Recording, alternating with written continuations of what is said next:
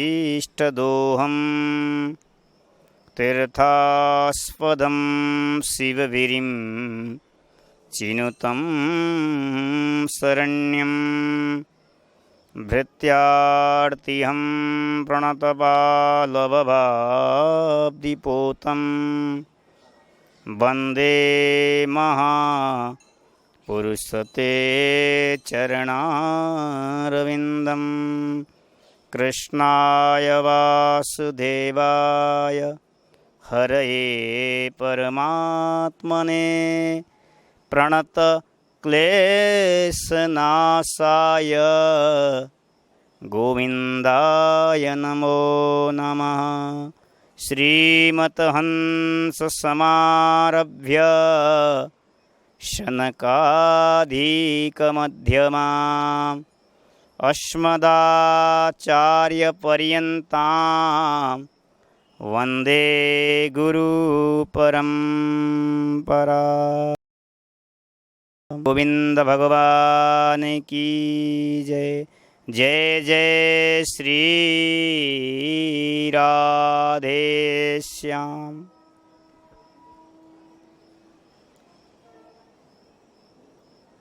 जय श्री राधे, जय श्री कृष्ण।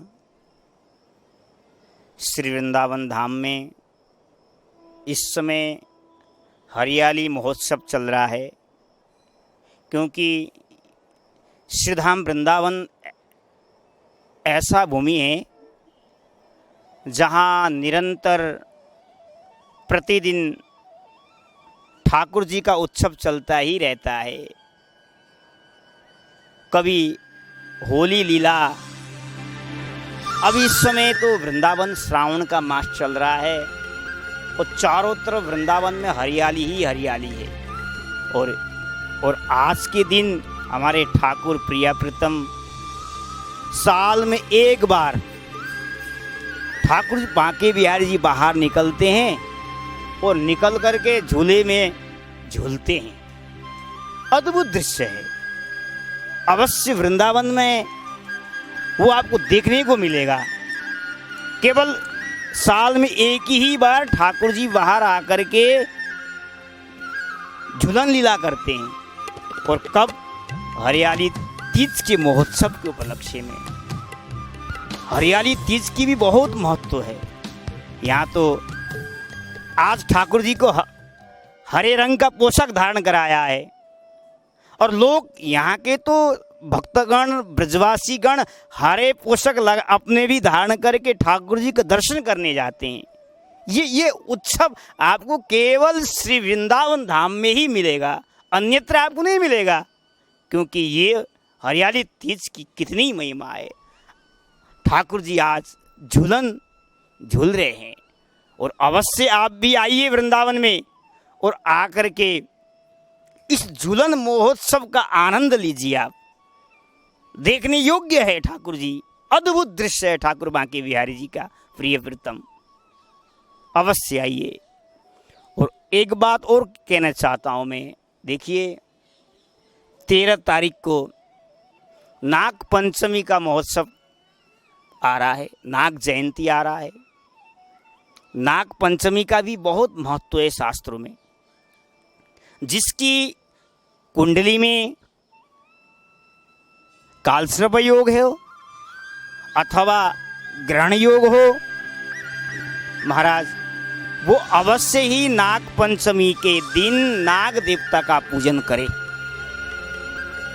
अवश्य ही नाग भगवान की कृपा से, क्योंकि नाग भगवान का ही स्वरूप है, और उनकी कृपा से आपके जीवन में जो घर में क्लेश है, जो बार बार शादी विवाह में रुकावट आ रहा है, विलंब हो रहा है, वो अवश्य नाग पंचमी का दिन नाग देवता का पूजन करे। कैसे पूजन करे महाराज? चतुर्थी के दिन आपको एक बार भोजन करना पड़ेगा। प्रातःकाल सायंकाल का भोजन परित्याग करके, और पंचमी तिथि को प्रातःकाल उठ करके स्नान करके, और फिर उपवास रहना है आपको पूरा दिन, पंचमी का दिन, और नाग देवता का पूजन करना है आपको। आपके घर में चित्र विचित्र नागों का आप बनाइए, अथवा गोबर से बनाइए, अथवा रस्सी से 7 गांठ बना करके भी आप नाग देवता का पूजन कर सकते हैं। क्योंकि एक नाग लोक भी है, भगवान ने नाग लोक भी एक स्थान दिया गया है। जो नाग पंचमी को नाग देवता का पूजन करता है, अर्चन करता है, वंदन करता है, स्मरण करता है, उसके 7 पीढ़ी तक सर्प दंशन से उसका मृत्यु नहीं होगी। 7 जन्म तक उसका कोई बिगड़ नहीं पाएगा। मृत्यु सर्प दर्शन से वो दूर हो जाएगा, नाग देवता की जब कृपा रहेगी। और अवश्य महाराज नाग पंचमी के दिन नाग देवता को पूजन करिए और दूध का भोग लगाइए। अवश्य नाग देवता को आह्वान करके दूध का प्रसाद ग्रहण करिए, और नाग देवता का अधिपति देवी है मनसा देवी का मंत्र का जाप भी करिए। आपके कुंडली में जो कालसर्प योग है अथवा ग्रहण योग है वो दूर हो जाएगा, क्योंकि वर्ष में एक ही बार ही ये महत्वपूर्ण तिहार है, और नाग पंचमी का दिन ही ये पूजन किया जाता है। वैसे तो और दिन भी करने का विधान तो है ही है शास्त्रों में, मुहूर्त तो है ही है, लेकिन सर्वश्रेष्ठ मुहूर्त कब है? नाग पंचमी के दिन। व्यक्ति उज्जैन में जाकर के, नासिक में जाकर के नाग जो दोष लगता है वह कुंडली में कालसर्प योग अथवा ग्रहण योग लगता है, तो व्यक्ति नासिक में चला जाता है अथवा उज्जैन में चला जाता है और वहाँ जाकर के पूजन करता है। लेकिन देखिए, 2 जगह जाने से आपका वन में आना पड़ेगा। आप नाग का पूजन करने के लिए अथवा कालसर्पयोग का पूजन करने के लिए आप नासिक जाते हैं, ठीक है, आप उज्जैन जाते हैं, ठीक है, वहाँ भी जाइए, लेकिन 3 जगह बताया है आपको आना पड़ेगा श्रीधाम वृंदावन में। और गरुण गोविंद मंदिर में आकर के यहाँ आपको जब पूजन करना पड़ेगा, तब आपको कालसर्प योग में जो कुंडली में नागदेव जो दोष लगा हुआ है वो दूर होगा, क्योंकि यहाँ साक्षात भगवान गरुण गोविंद के रूप में भगवान विराजमान हैं। और अद्भुत दृश्य है यहाँ का, गरुण जी पर भगवान बैठे हुए हैं और नीचे सत्यभामा और रुक्मिणी और इधर बगल में लक्ष्मी जी भी स्थित है।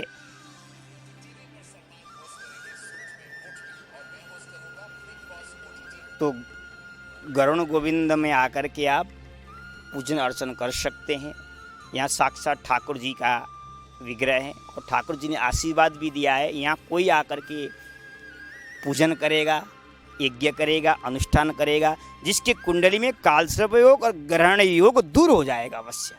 यहाँ साक्षात रूप में भगवान विराजमान है और यहाँ कुंड भी है, ये जिसको यहाँ भगवान कुंड से प्रकट होकर के महाराज ब्रजवासी को अपने दर्शन दिया था। और दूसरी बात, यहाँ स्वयं गरुण देव महाराज भगवान का दर्शन करने के लिए आए थे नारद जी के साथ, ऐसा पुराणों में उल्लेख मिलता है हमें। तो गरुण और सर्प का एक दूसरे में वैर है। यहाँ मतलब सर्प नहीं आ सकता है, नाग देवता यहाँ प्रवेश नहीं है, क्यों? गरुण से भय है। तो यहाँ आकर के कोई मतलब नाग देवता का पूजन करता है तो अवश्य ही उसके कुंडली से दोष दूर हो जाएगा। तो ये नाग पंचमी को अवश्य आप श्रीधाम वृंदावन में आइए और वृंदावन में आकर के यहाँ आकर के पूजन अर्चन करिए, अवश्य आपकी कुंडली में जो भी दोष है उसका निवारण हो जाएगा। और अधिक मैं एक बात और कहना चाहता हूँ, आपको अगर वृंदावन में आकर के पूजन कराना चाहते हैं, आपकी समस्या का हल भी हो जाएगा। कैसे? कि यहाँ हमारे विप्रगण भी रहते हैं और हम स्वयं ही आपको इसका पूजन करा करके आपके दोष का निवारण हम दूर करा देंगे ठाकुर जी की कृपा से। और आप आइए, आकर के अवश्य एक बार आपकी कुंडली में जो भी दोष है, कालसर्प हो, ग्रहण हो, पितृ योग हो, कोई भी दोष हो, आप आकर के वृंदावन में आकर के आप अवश्य इसका पूजन अर्चन करिए और आप दोष से दूर हो जाओगे। और अधिक तो क्या कहें, आपको कराना हो तो हमारा स्क्रीन पर नंबर चलता है, आप उससे भी आप संपर्क कर करके हमसे आप मिल सकते हैं। श्री वृंदावन बिहारी लाल की जय। जय जय श्री राधे। गरुण गोविंद भगवान की जय।